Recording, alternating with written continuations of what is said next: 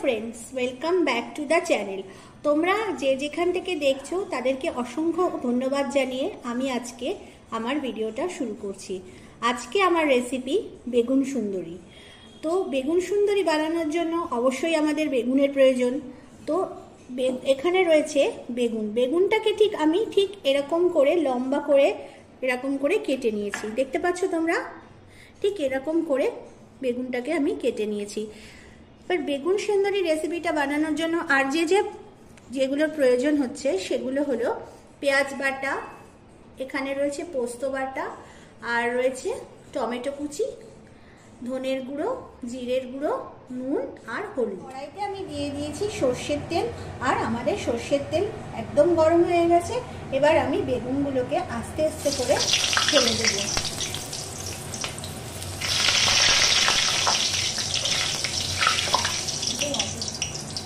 তোমরা দেখতে পাচ্ছ এখানে আমার একদম বেগুনটা খুব সুন্দরভাবে ভাজা কিন্তু কমপ্লিট হয়ে গেছে। আর আমি যে তেলের মধ্যে বেগুনটা ভেজেছিলাম ওই তেলের মধ্যে এবার আমি একে একে দিয়ে দেবো আমার সমস্ত যে মশলাগুলো আমি রেডি করেছিলাম সেই মশলাগুলোকে।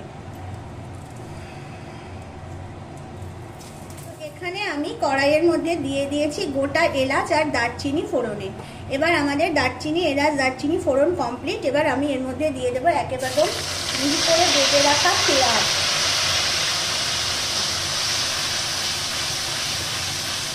আর দিয়ে দেবো টমেটো কুচি, দিয়ে সামান্য পরিমাণে নুন দিয়ে আমি এটা ঢাকা দিয়ে কিছুক্ষণ এটাকে হতে দেব।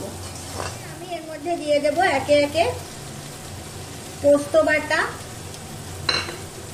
ধনে, জিরে, হলুদ, নুন দিয়ে যেটা রেডি করে রেখেছিলাম পুরোটা আমি এর মধ্যে এখন দিয়ে দিচ্ছি। আর দিয়ে দিচ্ছি এখানে কাঁচা লঙ্কা এবং শুকনো লঙ্কার একটা পেস্ট দিয়ে খুব ভালো করে এটাকে কষিয়ে নেব। মশলা কষানো একদম কমপ্লিট। এবার আমি বেগুনগুলোকে এর মধ্যে দিয়ে দিচ্ছি, দিয়ে একটু নাড়াচাড়া করে নেব।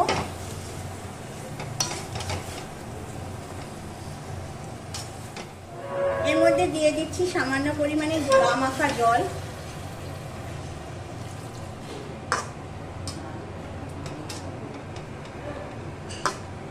আমি এর মধ্যে দিয়ে দিচ্ছি কাজু পেস্ট, আর এর মধ্যে দিয়ে দেব ধনেপাতা কুচি। ব্যাস দিয়ে গরম গরম আজকে সার্ভ করব বেগুন সুন্দরী রেসিপি। আজ আমাদের বেগুন সুন্দরী রেসিপি একদম রেডি। এবার আমরা এটা গরম ভাত দিয়ে খাবো। আপনারাও গরম ভাতের সাথে অবশ্যই বাড়িতে এটা খেয়ে দেখবেন এবং আমাকে অবশ্যই কমেন্ট করে জানাবেন আপনাদের এই রেসিপিটা কেমন লাগলো। আজ এই পর্যন্তই, টাটা।